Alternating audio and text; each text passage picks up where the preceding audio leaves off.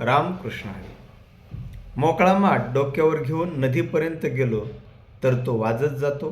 ज्यावेळेस पाणी भरलं जातं त्यावेळेस तो वाजत नाही, अबोला धरतो. तसं ज्ञानी माणसं बडबड करत नाही. ज्यांना आत्मसाक्षात्कार झाला आहे ते बडबड करत नाही.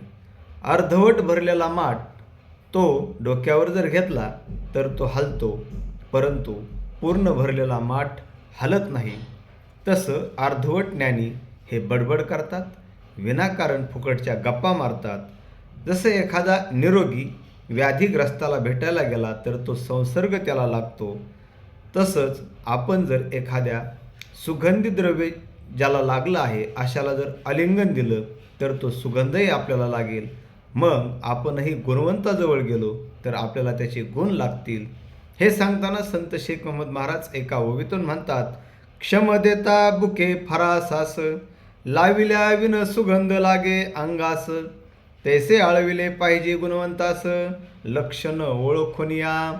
मग गुणवंत कोण, ज्ञानी कोण हे ओळखून आपण त्याच्याकडे गेलं पाहिजे. त्याचं ज्ञान, त्याचे गुणही आपण घेऊ. रामकृष्ण हरी.